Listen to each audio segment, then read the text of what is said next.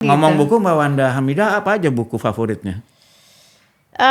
Aku lagi sering baca buku Palestina Oh, sih. Palestina. Jadi Thousand sangat Years of menguasai ya War sejarah. enggak sangat menguasai, masih di permukaan aja. Iya, iya. Cuma semakin kita membaca buku, semakin kita apalagi dari penulis-penulis yang Iya. kita pengetahuannya nggak cuma googling Iya. atau dari AI. Tapi itu Semakin kan kita baca menarik buku, ya. semakin kita merasakan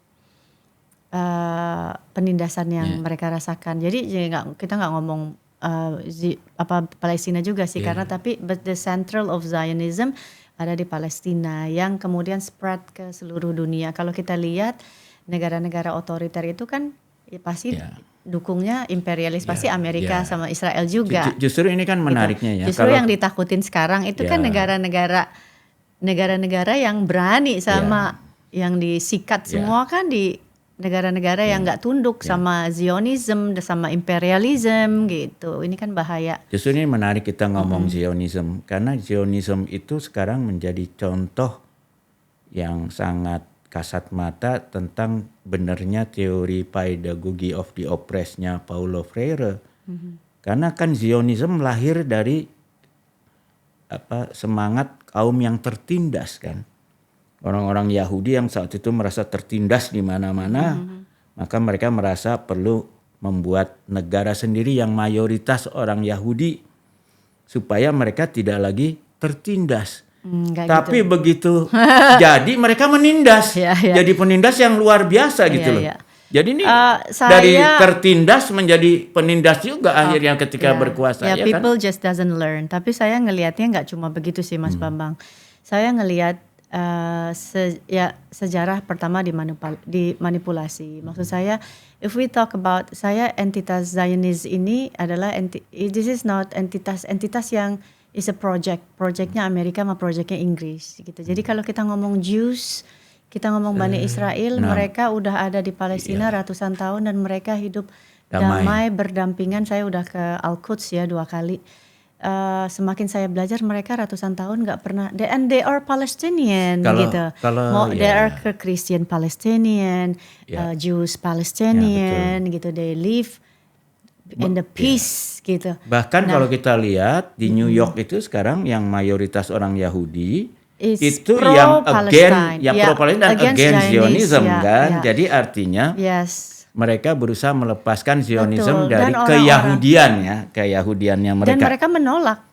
Mereka menolak, bukan berusaha melepaskan. Saya nggak Zionis. Jadi Zionis ini sebetulnya adalah proyek Amerika dan proyek Inggris to occupy Palestine supaya mereka punya to occupy Palestine. It's not just for the sake occupied Palestine.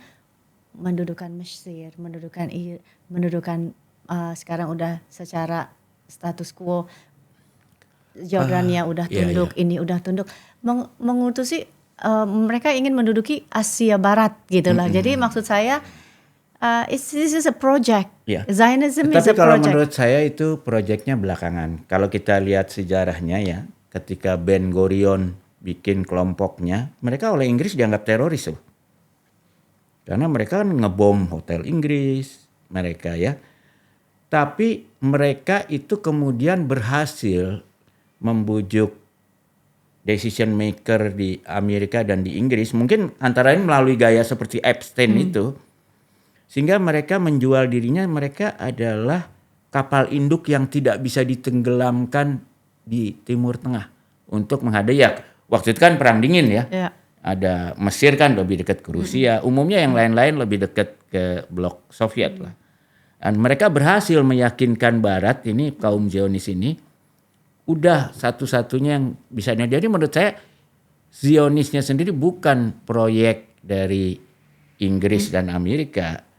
Tapi ketika mereka, kan tadinya ditawarin tanah mereka tuh nggak di situ. Tadinya kan ditawarin di Uganda, ditawarin di Rusia sebagai kelompok. Tetapi ketika mereka akhirnya berhasil di situ, melalui gerakan terorisme loh, jangan salah, itu Ben Gurion itu dianggap teroris oleh Inggris. Lalu tapi mereka kemudian ketika perang dingin mereka bisa menjual dirinya. Saya ini bukan teroris, saya ini your best friend untuk ngadepin Rusia di Uni Soviet lah waktu itu. Di Middle East gitu ya. Tapi ya udah kita bisa ya. berdebat banyak soal. Ya, ya. Tapi kan kita kembali ke kemanusiaan. Kalau kita kan ngelihatnya bukan karena rasnya, karena etniknya atau karena kebangsaannya, kita melihat kemanusiaannya kan gitu ya. Saya tuh ingin tahu dalam kondisi di Indonesia dengan kesibukan yang luar biasa gitu, kapan tiba-tiba wah aku harus bantuin Palestina? Ya semenjak what happened. Tahun berapa kira-kira? Aku ngerasa terlambat juga sih bantuin Palestina gitu karena ya memang terbuka matanya Hamas do what they have to do ya on the 7 October. Oh, setelah 7 Oktober. Terus ngelihat genocide semakin ugal-ugalan. Jadi ketika gila-gilaan. pembalasan Israel atas 7 Oktober itu ya. Iya. Setelah itu langsung tersentuh ya. Iya, genosidanya semakin Ya, genosida and then it's yang going on kasat until mata hari banget ini, ya. Kasat mata gila. Dan mungkin ternyata mereka agak udah untung ada Al Jazeera dan TV Yes. Turki ya. Ya, Karena sebelumnya kan TRT, Barat nutupin ya, ini. Betul. Dan ya makanya aku ngerasa bodoh sih sebetulnya. Kena Nggak prank ya. tahu Kena prank ya. Nggak kena prank sih. Nggak tahu sejarah Nakba gitu, Iya, bahwa iya. dari tahun 1948 Gara-gara itu jadi tahu soal Nakba ya. Jadi tahu semua dan sepertinya topeng Zionis satu persatu udah Iya, sampai terbongkar kok ya. semakin baca wah saya Kayak orang Amerika dong, anak muda Amerika kan juga begitu. Gara-gara peristiwa ini yang tadinya pro Israel sekarang jadi pro Palestina kan anak muda di Amerika. Iya betul, jadi mereka menutupi itu dengan rapi sekali gitu, berapa biaya agen-agen hasbaranya, PR-nya dan kalau kita lihat ya misalnya let's say New York Post atau Washington Post gitu yang penulis Palestina cuma 1% gitu. Jadi narasi itu udah dikuasai oleh mereka selama puluhan tahun, 78 tahun. Dan berhasil nyembunyiin Nakba itu ya, luar biasa. Betul, ya Nakba dan itu mereka luar, ya. bahkan mereka udah deklarasi loh sebelum tapi 2023. pemirsa kita mesti jelasin ya Nakba apa nih ya.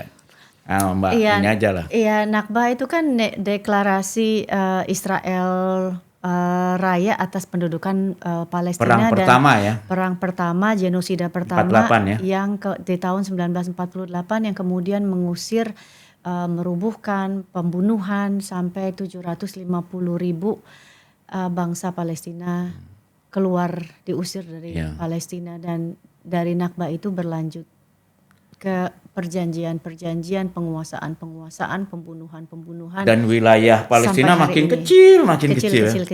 Dari 6% settlers kemudian menguasai 78% wilayah Palestina. Itu sadis nggak? Jadi sebetulnya ini juga maksud pernah saya ke Israel? Nggak ada Israel buat saya. Occupied Palestine. Oke. Pernah ke Occupied Palestine? Occupied Palestine ya. Saya ke Al-Quds 2 kali. Jadi kalau udah ngelihat mata kepala sendiri kan saya lebih kerasa. Sekarang saya tahun berapa itu? Baru tahun lalu Januari. Setelah global Palestine. Setelah global. Iya. Dan sebelum Global Sumut Flotilla itu saya baru pulang juga dari Al-Quds. Jadi masuknya lewat mana? Jordania. Oh, dari Jordan. Jadi gini, kalau kita ada banyak orang yang nggak paham gitu. Oh, ngapain kamu dari ini orang si A aja Ustadz ini bisa masuk ke Al-Quds? Banyak orang yang netizen nggak memahami gitu bahwa kalau kamu jadi turis, kamu bisa masuk lewat Jordania. Turis, let's say spiritual ya, yang Kristen mau ke sana, yang Islam mau ke Baitul Maqdis. Semuanya boleh masuk pakai visa Zionis. Kita dikasih visa merah. Di Thailand biasanya ya dapatnya ya. Aku pakai agensi sih visa Zionis. Iya biasanya agensinya. Gitu. Paspornya nggak dipakai lah bukannya. Iya gitu, jadi merah gitu ya. Ya kalau sebelum perang mah puluhan ribu tiap tahun yang ke sana. Betul. Tapi visa Zionis ya. Gitu. Yang selembar kertas kertas itu masuk dari Jordania ke Al-Quds. Tapi di Al-Quds itu kan Yerusalem sendiri kita udah ngelihat Yerusalem Barat, Yerusalem Timur itu perbedaannya udah luar biasa ya. Udah ini seperti di Amerika, seperti di Eropa nih, yang Yerusalem Barat jalan-jalannya besar, jalannya aja beda, rasis nggak? Yang di sini berdebu, yang di sini kotor, yang di sini bersih, penjagaannya gila. Jadi kalau Al-Aqsa juga ya. Udah gimana mereka mau hidup berdampingan kalau sistemnya udah apartheid. Ya, mereka bisa di setiap pos Baitul Maqdis penjaga semua dengan dan sebelum bahkan di kafe aja mereka nggak bercampur ya. Nggak. Jadi apalagi sekolah juga terpisah. Gimana kamu bisa hidup di situ gitu nggak? Terus ada 1.000 pos. Jadi dari misalnya kita di Jakarta Selatan mau masuk ke Jakarta Pusat, pos. Dan nggak ada orang selatan nggak bisa masuk ke Jakarta Pusat. Let's say Al-Aqsa ini misalnya ya Istiqlal. Cuma orang Jakarta Pusat yang boleh ke Istiqlal. Jakarta Selatan, Jakarta Barat nggak ada yang boleh masuk. Nomor Jadi, mobilnya aja dibedain. nah gitu, jadi praktek rasisme dan Apartheid ya. yang ada di, ini baru ngelihat Al-Quds, belum ngelihat daerah Ramallah, belum ngelihat Gaza ya. Ini udah nyakitin saya tuh sampai nangis banget sih gitu. Dan mereka Zionis put their gun everywhere. Dan kadang-kadang dibawa kan di tank senjata mesinnya rakyat itu. sipil, and they can walk freely gitu.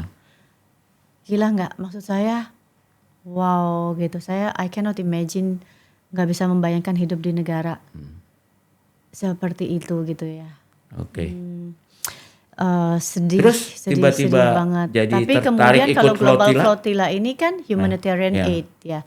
Kalau ini kan kita ibadah, tapi kita di situ juga ingin membantu warga Palestina yang tinggal di Yerusalem. Kita membantu perekonomiannya, kita penuhi masjidnya, Al-Quds, Baitul Maqdisnya kita penuhi, kita beli dan makan dari orang-orang Palestina, kita tidur di hotel Palestina, itu kan kita makan di restoran, kita beli barang-barang mereka gitu. Itu walaupun hotelnya lebih jelek ya. Ya of course, ya mau nggak mau. Tapi lebih murah juga sih. Mau nggak mau gitu, karena ngapain kita membiayai Zionisme dengan kita tinggal di hotel-hotel Zionis Israel, karena uangnya kan pasti untuk membunuh rakyat Palestina juga gitu. Jadi kemudian tapi ini kalau yang semangat perjuangan ya kita yang berlayar. Ada sekarang kan ada land convoy. Siapa yang ngontak? Nggak ada yang ngontak, saya mencari tahu. When there's a will, there's a way. Oh jadi aktif Kalau sendiri kata ya? Rumi, apa yang Jadi lewat internet cari-cari gitu? Mencarimu, what you seek, it's seeking you gitu. Jadi, tapi ini kalau Mas Bambang tahu, ini saya mulai dari Global Movement to Gaza. Yang kalau itu ada di media sosial saya cari tahu siapa yang ke Gaza, siapa yang ikut Global Movement to Gaza waktu itu, yang kita walking dari Ismailiyah, apa naik bis, apa naik mobil dari Ismailiyah mau ke Rafah. Dan pada saat itu saya menceritakan pengalaman saya, yang ke hari pertama kami masuk hotel, hari kedua paginya kami udah dikepung oleh puluhan intel berpakaian putih-putih, polisi-polisi Mesir. Kami diikuti selama 24 jam kemana kami pergi. Mereka udah bilang bahwa kalian tidak boleh keluar dari Kairo atau kami tangkap. Tadinya itu mau ke Rafah, mau ke Gaza ya? Mau ke Ismailiyah bergabung dengan konvoy mau ke Rafah gitu. Jadi saya udah ikut land convoy, dan itu kan dihabisi juga tuh sama polisi Mesir. Kan kita tahu Mesir kan juga proksinya Amerika gitu. Bahkan saya kayak, this is my first time to Egypt and I will never go back again to Egypt, karena fasisnya nyata banget. Gitu. Saya ingat disebutnya Muktabarat. Bayangin nggak, kita nggak boleh pakai kafiyah, kita nggak boleh lebarin, dan itu banyak ulama-ulama yang ditangkap dan dibunuh ketika berani. Itu kalau di Masjid Al-Azhar tiap Jumat itu banyak mobil-mobil tentara yang mengawasi. Jadi kalau tapi kita bedain loh, Mesir pemerintahnya sama rakyatnya. Kalau rakyatnya super mayoritas mendukung kan. Of course. Tapi kan ya gimana ya, kayak Indonesia praktek otoritarianisme ini, kalau ada yang berani bersuara kan kamu di penjara, bahkan dibunuh kan. Di Mesir sama aja gitu. Bahkan mahasiswa Indonesia kalau ngomong sama saya lagi ngomong LCC, Mbak jangan keras-keras, tembok ini ada bertelinga gitu. Bahkan berapa wartawan Al Jazeera ditangkap di sana kan dan dipenjara. Gitu, jadi wow. This is a fascist country gitu.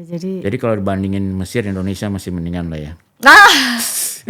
But kalau kita nggak melawan kita akan jadi kesana ya. Akan terus ada penzaliman, akan terus ada pemberangusan, akan banyak korban, dan akhirnya di satu titik darah rakyat akan tumpah lebih banyak kalau kita. Terus ngelawannya gimana nih? Kan orang nanya dong sama Mbak Wanda. Oke, kita harus melawan. Tetap berbicara dong, bicara yang benar aja. Bicara yang benar. Jangan takut kalau dirampas melawan gitu. Kalau di Quran kan disebut kalau kita melihat ketidakadilan, kalau kita kuat, lawanlah dengan tanganmu katanya. Iya, betul. Kalau kita nggak bisa dengan tangan, Ya dengan mulutmu loh, tulisan, dengan mulutmu media ya. platform, atau mengingkari dari hati. Kalau nggak bisa juga dengan mulut, Ya. ya minimum berdoa katanya. Iya. Atau ingkari dari hati, itu Ya, selemah-lemahnya ya, iman. ya. Gitu. Tapi Allah Subhanahu wa taala lebih suka lebih menyukai muslim yang kuat daripada ya. muslim yang lemah. Ya. Kita nggak bicara fisik ya. Tapi kan kalau kita lihat sejarah Nabi Muhammad sebagai contoh bagi orang muslim kan contoh manusia yang ideal. Of course. Ya kan melawannya tidak langsung cabut pedang kan, tapi persuasif kan, dakwah itu dasarnya persuasif kan. Ya. Ya. Tapi Jadi nggak akan. artinya jihad sampai kekerasan itu hanya bela diri kan. Iya betul. Bela diri Boleh, dan tapi membela kalau the oppressed. Ya. dan kalau musuh udah nyerah ya harus diperlakukan sebagai manusia. Betul ya dong, kan? betul.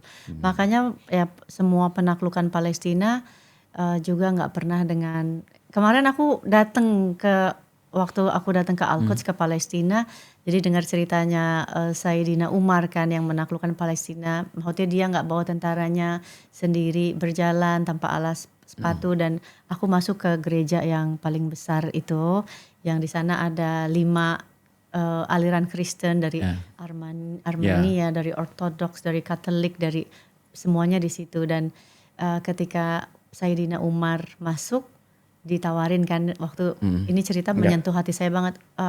Sayyidina silahkan sholat di sini. Saya nggak mau sholat di sini. Saya mau sholat, dia milih sholat di sebelahnya. Makanya ada rumah kecil di situ, di sebelah gereja itu. Karena ketika saya sholat di sini, umat saya atau pengikut saya akan menjadikan ini sebuah masjid. Gitu. Jadi saya tuh sampai toleransinya luar biasa ya. Toleransinya luar biasa, dan masjid Umar yang kecil ini masih ada sampai sekarang gitu. Nah,